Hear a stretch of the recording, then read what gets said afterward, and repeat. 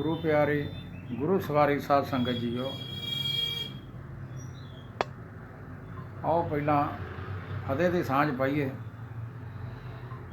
वाहिगुरू जी का खालसा, वाहिगुरू जी की फतेह। गुरु प्यारी साध संगत जीओ, आप जी ने जे इस चैनल को नहीं सबसक्राइब किया तो अपना चैनल को जरूर सबसक्राइब करो। जिन्हों ने किया उन्होंने बहुत बहुत धन्यवाद। लाइक करो तो चंगा लगे तो शेयर जरूर करो।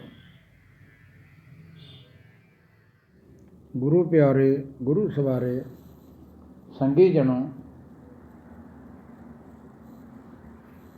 गुरु साहब कहते हैं सगल मनोरथ पूरे, इच्छा पूरक सर्ब सुख दाता हर, जाकै वस है काम तेना, सो ऐसा हर ध्याइए मेरे जीड़े, तां सर्ब सुख पावे मेरे मन। महापुरखां दी सोबत विच बैठ के, साधु जनां दी संगत विच बैठ के सारे मनोरथ पूरे होंदे हैं। दरअसल अज तक संसार विच मनुखां दीयां सारियां इच्छावां दा कदी पूरीआं ही नहीं होईयां, पर किसी किसी थां ते सतगुरां दी बाणी ने कहा है, सारे मनुखां दीयां तमाम ख्वाहिशां दा तैयार करके किसी थां ते गुरबाणी सानूं दसदी है कि परमात्मा सारियां चाहवानां दा पूर्ण करन वाला है। जिस तरह के गुरु अर्जन देव जी अपने शब्द विच फरमान करते हैं, इच्छा पूरक सर्ब सुख दाता हर, सर्ब सुखां दा दाता हर सारियां सुखां दा देण वाला है। ऐसा नहीं कि एक सुख दे सकता है या दो सुख दे सकता है, तीन चार सुख दे सकता है। अगर कोई मनुख दाता बनने की कोशिश करे तो एक दो वस्तुओं की दात दे सकता है। उसने सानू चांद सूरज दिते हैं, जमीन दिती है, आकाश दिता है, वगदे हुए पानी के झरने, वगदी हुई पौन दिती है। ये जिहड़ी हवा जिहदे नाल असीं साह लैंदे हैं, ये जदों करोना के टाइम ते इहदा मुੱਲ ਦਾ पता लगा, जदों आक्सीजन घट हो गई, जिन्हां मरीज़ों नूं आक्सीजन नहीं सी मिल रही, उदों इसकी कीमत बारे जाणिया जा सकता सी। वो परमेश्वर ने सानू खुली आक्सीजन दी है। ये शरीर दिता है, अंदर नासां दित्तियां हन, दिमाग दिता है, वेखण वाली अख दिती, पर इवें दातां गिणदे जाओगे तो दातां मुक्कण दियां नहीं। तां ऋषियां मुनियां दी कल्पी हुई एक काम धेन गऊ जो हर कामना की पूर्ति करती है। साहब कहते हैं कि सारियां दातां की पूर्ति करन वाला काम धेन गऊ प्रभु आप है। सारियां इच्छावां पूर्ण करन वाली है कामनावां। जिथे ये आख्या गया है कि परमात्मा सारियां इच्छावां की पूर्ति करता है, उत्थे श्री गुरु तेग बहादुर साहब जी इस तरह आखते हैं, आसा मनसा सगल त्यागे, जगते रहे निरासा। तू मनुख सारियां इच्छावां का त्याग कर दे, बिल्कुल निराश होकर जिंदगी बतीत कर। जो थोड़ा जिहा गुरबाणी नूं विचारना पढ़ता है, उसनूं ये पंक्तियां बिल्कुल विरोधी भासणगियां। चौथे गुरु नानक गुरु रामदास जी कहते हैं कि रब सारियां इच्छावां नूं पूर्ण करने वाला है, पर नौवें गुरु नानक गुरु तेग बहादुर साहब कहते हैं कि तू सारियां इच्छावां की मंग करना छड्ड दे, तू किसी भी ख्वाहिश नूं अंदर ना रहन दे। एक थां होर भी कहा है पंजवें गुरु अर्जन देव जी महाराज ने, आसा विच अत दुख घना, मनमुख चित न आए, ते गुरमुख होए निराश सुख फल पाया। ये एक वखरी गल है।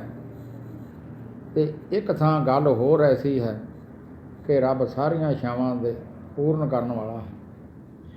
असल में गल की है, गुस्ताखी माफ। एक गल जो बड़ियां बड़ियां हस्तियां, बड़े बड़े भगत लोग, बड़े बड़े महात्मा सन, उन्हां दे भी कई काम अधूरे रह गए सन। करना बहुत कुछ होवेगा चाहुंदे सन पर नहीं हो सकिया। कदी कदी उन्हां दे जीवन का मतलब करके वेखो, श्री राम जी ऐसा चाहते सन कि तमाम दुष्टां का नाश होवे, पर नाश ना हो सकिया। श्री कृष्ण जी की भी ऐसी इच्छा सी कि पांडव दर दर ते ना भटकन, द्रौपदी दर दर दीयां ठोकरां ना खावे। इस वास्ते उन्होंने भी बड़ा यतन किया, कोशिश भी बड़ी की। मनुख कोशिश उदों करता है जदों अंदर इच्छा होवे ते इच्छा बन आवे। कोशिश बहुत की, जे इच्छा ही नहीं तो कोशिश की करनी। अंदर इच्छा है कि पांडवां नाल इंसाफ होवे, द्रौपदी नाल इंसाफ होवे, खास करके इन्हां पांडवां नूं बनवास ना भुगतना पवे। पर श्री कृष्ण जी की इच्छा होने के बावजूद, कोशिश के बावजूद पांडवां नूं बनवास भोगना पिया, इच्छा पूरी ना हो सकी। ये गल वखरी है कि बाद विच महाभारत का युद्ध रचिया गया, पांडवां की जित हुई। पर जो कुछ पहला श्री कृष्ण जी चाहते सन, दुर्योधन नूं समझाया कि तू 5 पिंड ही दे दे, मसला हल हो जाएगा। पर मसला हल नहीं होया। बनवास दीयां ठोकरां खाधियां, 12 साल बनवास कटिया, कदम कदम ते ठोकरां खाधियां, पर ख्वाहिश पूरी नहीं हुई, तमन्ना पूरी नहीं हुई। इस तरह कई आलमां का इतिहास पढ़िया है, कई सियाणे मनुखों का इतिहास पढ़िया है। कि साहिब गुरु गोबिंद सिंह जी फरमान करते हैं कि धर्म चलावन संत उभारन, दुष्ट सबन को मूल उपारन। मेरे जन्म का कारण की है कि तमाम दुष्टां दीयां जड़ां पुट्टणियां, ताकि दुष्टां दीयां जड़ां पुट्टियां गईयां ने कि नहीं, बल्कि पहला नालों 4 गुणा वध के दुष्ट तमन्ना सी, लज्जत विच दुष्ट रहन, दुष्ट तो मराद जिसनों इंसाफ चंगा नहीं लगता, नेकियां चंगियां नहीं लगदियां, सच चंगा नहीं लगता, जिसनों खिमा चंगी नहीं लगती, जिसनों निर्वैर जज्बे चंगे नहीं लगते। पर जिसनों खिमा चंगी नहीं लगती, जिसनों वैरी चंगे लगन, जिसनों दुविधा चंगी लगे, क्रोध चंगा लगे, ऐसे पुरुष नूं दुष्ट आख्या जाता है। जिहड़ी गल मनुख नूं चंगी लगे, मनुख उसनूं कदम कदम ते जन्म देवेगा। जिस कपड़े की बाजार विच मंग होवे, वो वड्डी गिनती विच मार्केट विच आ जाएगा। वस्तु की मंग होवे, लोड़ बहुत होवे, बहुती बनेगी, तो मनुख की मंग बुराई ते बुराइयां वधदियां जांदियां ने। मनुख नूं चाहीदी ही बुराई है, बेइनसाफी वधदी ही जाती है। पर साहिब जी कहते हैं कि मेरे जन्म का संबंध यह है कि धर्म की रक्षा करनी, संतां की रक्षा करनी। वो दुष्ट जिन्हां नूं धर्म चंगा नहीं लगता, संत चंगे नहीं लगते, मैं उन्हां सारियां दी जड़ां पुट्टण वास्ते आया हाँ। श्री राम जी ने रावण की जड़ पुट्टी, पर कई अणगिणत रावण पैदा हो गए। श्री कृष्ण जी ने एक कंस नूं मारिया, पर कई कंस पैदा हो गए। 22 धार के राजां का ते मुगलों का साहिबां ने संघार किया, पर ऐसे 22 धार के मुगल बहुत मौजूद हैं, अज भी मौजूद ने। हाँ, मैं कहा सी जिसनों कहते हैं कामना पूर्ति, बड़े बड़े भगतां की रह गई, बड़े बड़े रहबरां की रह गई, पूर्ति नहीं हुई। मुहम्मद साहब की भी रह गई। कभी इस्लामी साहिब का मुताला करो, अब्दुल्ला जिन्हां पास मुहम्मद साहब का जीवन लंघिया, मुहम्मद साहब के सिर तो माता पिता का साया लै गया, चाचे पासों परवरिश पाई। अब्दुल्ला सन आखिरी सन सवासां ते ने, मुहम्मद साहब कोल बैठे सन, अखां भर आईयां। चाचा कहता है, हे प्रभु तू फकीर है, तू रहबर है, तू क्यों रोंदा है? मेरी मौत वेख के मुहम्मद साहब कहते हैं कि रोंदा इस वास्ते हाँ कि तुहानूं जन्नत नसीब नहीं होवेगी, ਇਸ ਗੱਲ 'ਤੇ ਰੋਂਦਾ ਹਾਂ। ਮੈਨੂੰ ਦੁੱਖ ਹੈ, ਮੈਨੂੰ ਜੰਨਤ ਕਿਉਂ ਨਹੀਂ ਨਸੀਬ ਹੋਵੇਗੀ। ਉੱਥੇ ਮੁਹੰਮਦ ਸਾਹਿਬ ਕਹਿੰਦੇ ਸਨ, ਤੂੰ ਚਾਚਾ ਮੇਰੀ ਇੱਕ ਗੱਲ ਨਹੀਂ ਮੰਨੀ। ਮੈਂ ਤੇਰਾ ਭਤੀਜਾ ਬੱਚਾ ਸਾਂ। ਜਿਹੜੀ ਗੱਲ ਮੈਂ ਆਖਦਾ ਰਿਹਾ ਤੁਸੀਂ ਉਸ ਨੂੰ ਭੁਲਾ ਦਿੰਦੇ ਰਹੇ ਹੋ। ਮੇਰੀ ਇੱਛਾ ਸੀ ਕਿ ਤੁਸੀਂ ਮੇਰੀ ਗੱਲ ਮੰਨਦੇ, ਪਰ ਮੈਂ ਨਿਰਾਸ਼ ਹਾਂ, ਤੁਸੀਂ ਮੰਨੀ ਨਹੀਂ। ਪਰ ਅੱਜ ਮੈਨੂੰ ਦੁੱਖ ਹੈ ਕਿ ਸੰਸਾਰ ਤੋਂ ਜਾ ਰਹੇ ਹੋ। ਮੁਹੰਮਦ ਸਾਹਿਬ ਨੇ ਆਪਣੇ ਚਾਚੇ ਨੂੰ ਦੱਸੇ, ਪਰ ਇਸ ਨੇ ਇੱਕ ਵੀ ਨਹੀਂ ਪ੍ਰਮਾਣ ਕੀਤਾ। ਕਹਿਣ ਤੋਂ ਮੁਰਾਦ ਕਈ ਪੁਰਖਾਂ ਦੀਆਂ ਇੱਛਾਵਾਂ ਅਧੂਰੀਆਂ ਰਹਿ ਗਈਆਂ। ਚਾਹੁੰਦੇ ਕੁਝ ਹੋਰ ਸਨ ਅਤੇ ਹੋਇਆ ਕੁਝ ਹੋਰ। ਕਹਿਣ ਤੋਂ ਮੁਰਾਦ ਇਸ ਤਰੀਕੇ ਨਾਲ ਭਗਤ ਲੋਕ, ਸੰਤ ਲੋਕ, ਰਹਿਬਰ, ਗੁਰੂ ਪੀਰ, ਮਹਾਂਪੁਰਖ ਕੁਝ ਸਿਰੇ ਚਾੜ੍ਹਨਾ ਚਾਹੁੰਦੇ ਸਨ, ਪਰ ਕੁਝ ਗੱਲਾਂ ਰਹਿ ਗਈਆਂ, ਨਹੀਂ ਪੂਰੀਆਂ ਹੋਈਆਂ।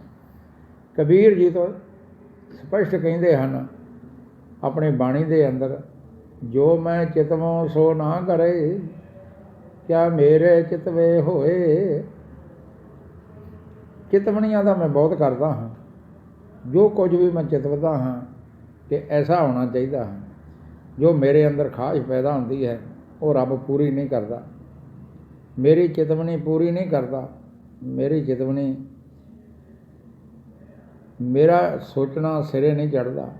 ਜੋ ਮੇਰੀ ਇੱਛਾ ਨਹੀਂ ਹੁੰਦੀ, ਜੋ ਮੇਰੀ ਮੰਗ ਨਹੀਂ ਹੁੰਦੀ, ਉਹ ਮੇਰੇ ਤੋਂ ਘਟਦੀ ਹੈ। ਪਰ ਮੇਰੀ ਜਿਹੜੀ ਇੱਛਾ ਹੈ ਤੜਫਦੀ ਰਹਿ ਜਾਂਦੀ ਹੈ। ਗੱਲ ਕੁਝ ਹੋਰ ਘਟ ਜਾਂਦੀ ਹੈ ਅਤੇ ਭਾਵਨਾ ਰਹਿ ਜਾਂਦੀ ਹੈ। ਇਸ ਗੱਲ ਤੋਂ ਸਿੱਧ ਹੁੰਦਾ ਕਿ ਮਨੁੱਖ ਦੀਆਂ ਇੱਛਾਵਾਂ ਪੂਰੀਆਂ ਨਹੀਂ ਹੁੰਦੀਆਂ। ਇਸੇ ਆਧਾਰ 'ਤੇ ਸਾਰੇ ਸੰਸਾਰ ਵਿੱਚ ਐਸਾ ਮਨੁੱਖ ਲੱਭਣਾ ਬਹੁਤ ਔਖਾ ਹੈ ਜਿਸ ਦੀ ਬਾਕੀ ਇੱਛਾ ਕੋਈ ਰਹਿ ਨਾ ਜਾਏ। ਕੁਝ ਨਾ ਕੁਝ ਗੱਲ ਰਹਿ ਜਾਂਦੀ ਹੈ। ਗੁਰੂ ਰਾਮਦਾਸ ਜੀ ਨੇ ਬੜੀ ਕੋਸ਼ਿਸ਼ ਕੀਤੀ ਕਿ ਪ੍ਰਿਥਵੀ ਚੰਦ ਜੀ ਸੁਧਰ ਜਾਏ, ਇਸ ਦਾ ਹਿਰਦਾ ਪਵਿੱਤਰ ਹੋ ਜਾਏ। ਜੋ ਕਦਮ ਕਦਮ 'ਤੇ ਵੈਰ ਕਮਾਉਂਦਾ ਹੈ, ਦੁੱਖ ਕਮਾਉਂਦਾ ਹੈ, ਧੋਖਾ ਦਿੰਦਾ ਹੈ। ਪਰ ਗੁਰੂ ਰਾਮਦਾਸ ਸਾਹਿਬ ਦੀ ਕੋਸ਼ਿਸ਼ ਦੇ ਬਾਵਜੂਦ ਵੀ ਆਖਰੀ ਦਮ ਤੱਕ ਗੁਰੂ ਅਰਜਨ ਦੇਵ ਜੀ ਨਾਲ ਦੁੱਖ ਵੈਰ ਕਮਾਉਂਦਾ ਰਿਹਾ। ਕਹਿਣ ਤੋਂ ਮੁਰਾਦ ਹੈ ਤਮਾਮ ਇੱਛਾਵਾਂ ਮਨੁੱਖਾਂ ਦੀਆਂ, ਖਾਹਿਸ਼ਾਂ ਮਨੁੱਖਾਂ ਦੀਆਂ ਪੂਰੀਆਂ ਨਹੀਂ ਹੁੰਦੀਆਂ।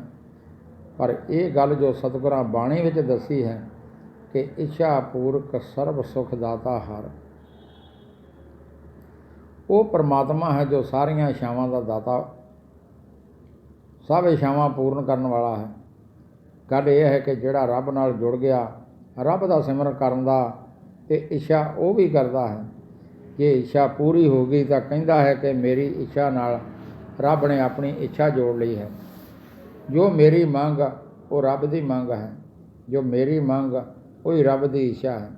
ਜਦੋਂ ਭਗਤ ਆਪਣੀ ਇੱਛਾ ਪ੍ਰਗਟ ਕਰਦਾ ਹੈ, ਜੇ ਇੱਛਾ ਪੂਰੀ ਨਹੀਂ ਹੁੰਦੀ ਤਾਂ ਕਹਿੰਦਾ ਹੈ ਕਿ ਇੱਛਾ ਮੇਰੀ ਹੈ, ਪਰਮਾਤਮਾ ਦੀ ਨਹੀਂ।